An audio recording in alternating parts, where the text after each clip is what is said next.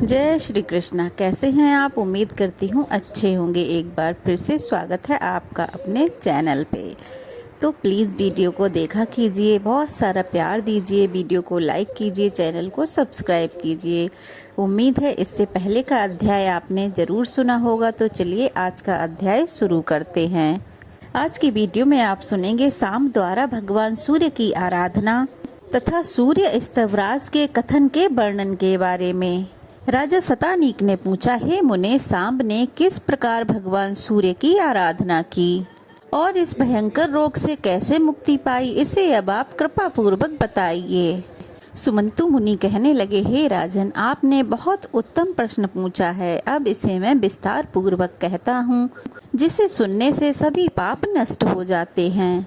नारद जी के द्वारा सूर्य भगवान का महात्म्य सुनकर सांब ने अपने पिता श्री कृष्णचंद्र के पास जाकर विनय पूर्वक पूछा कि भगवान, मैं अत्यंत दारुण रोग से ग्रस्त हूँ।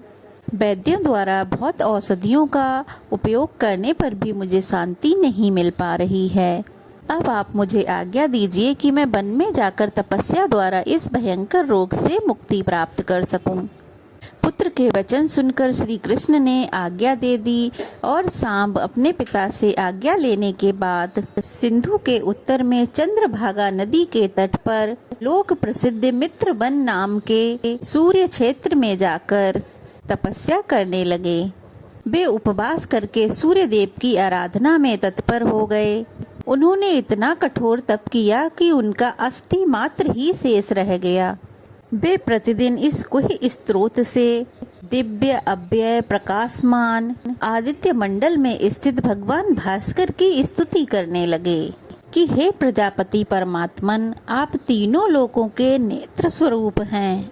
आप संपूर्ण प्राणियों के आदि हैं, अतः आदित्य नाम से विख्यात हैं। आप इस मंडल में महान पुरुष के रूप में दैदिव्यमान हो रहे हैं। आप ही अचित स्वरूप विष्णु और पितामह हैं, ब्रह्मा हैं, रुद्र महेंद्र, वरुण आकाश, पृथ्वी जल, वायु चंद्र मेघ, वेग विभा वसु, यम के रूप में इस दैदिव्यमान मंडल में आप ही प्रकाशित हैं। ये आपका साक्षात महादेवमय व्रत अंड के समान है।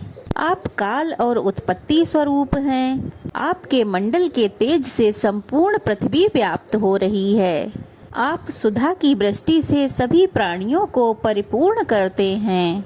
हे विभावसु, आप ही अंधस्थ, म्लेच्छ जातीय और पशु पक्षियों की योनि में स्थित प्राणियों की रक्षा करते हैं।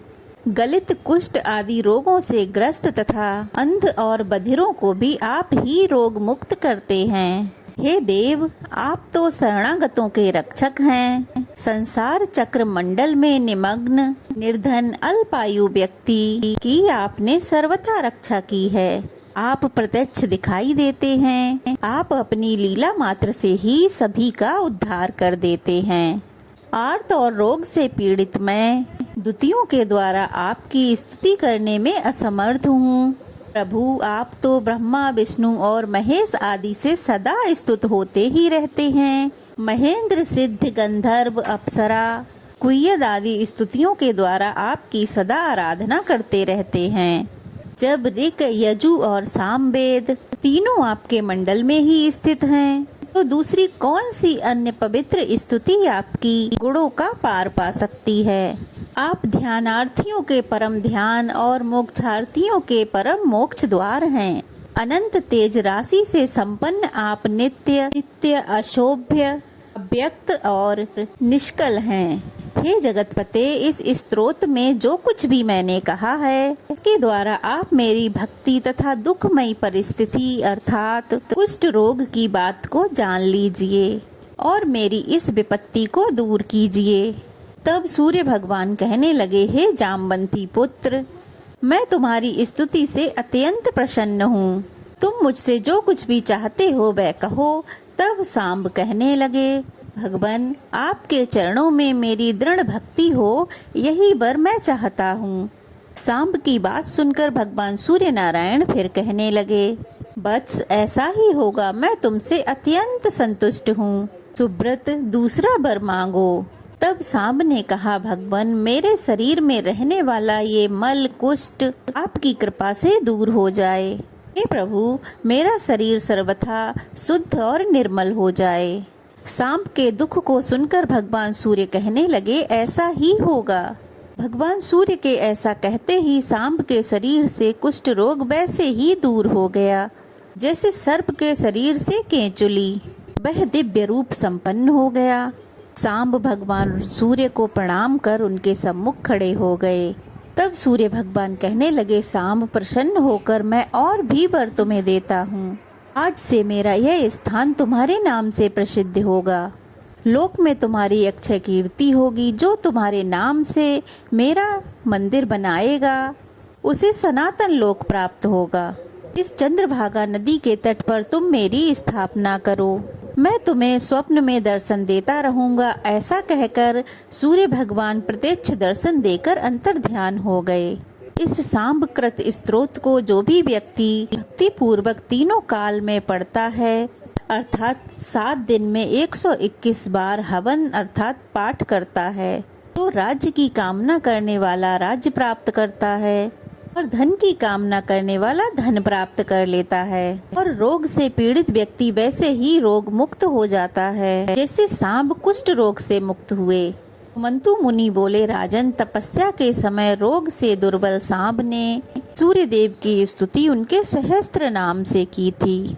उसे दुखी देखकर स्वप्न में भगवान सूर्य ने सांब से कहा था, सांब, सहस्त्र नाम से मेरी स्तुति करने की आवश्यकता नहीं है। मैं अतिशय गोपनीय, पवित्र और 21 शुभ नामों को तुम्हें बता रहा हूँ। प्रयत्न पूर्वक उन्हें ग्रहण करो। उनके पाठ करने से सहस्त्र नाम के पाठ का फल प्राप्त होगा। मेरे 21 नाम इस प्रकार हैं।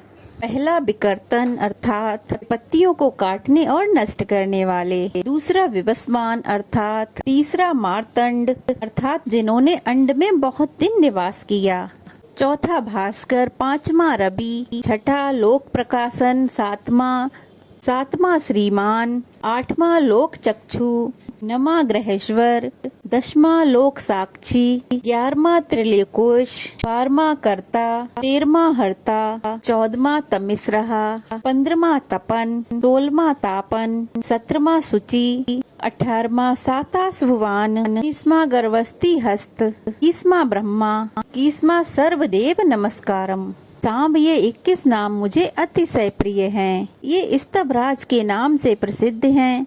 यह स्तवराज शरीर को निरोग बनाने वाला, धन की वृद्धि करने वाला और ईशस्कर है और तीनों लोकों में विख्यात है। महाभावों, इन नामों से उदय और अस्त दोनों संध्याओं के समय प्रणत होकर जो मेरी स्तुति करता है वह सभी पापों से मुक्त हो जाता है। मानसिक, वाचिक और शारीरिक जो भी दुष्कृत है वे सभी एक बार मेरे सम्मुख इन मंत्रों का जाप करने से ही नष्ट हो जाते हैं। यही मेरे लिए जपने योग्य तथा हवन संध्या उपासना है।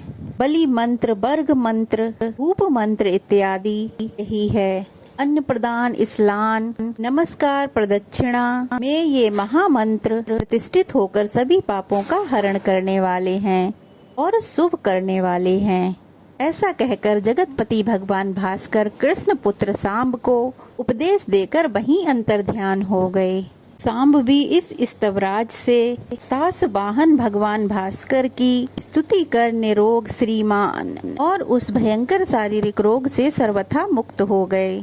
जय श्री कृष्णा। आज का अध्याय यहीं समाप्त हुआ। उम्मीद है ये कथा भी आपको अवश्य पसंद आई होगी।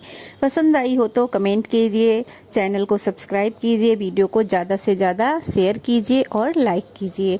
तो चलिए फिर मिलते हैं एक नए अध्याय में एक नई कथा के साथ। तब तक के लिए जय श्री कृष्णा।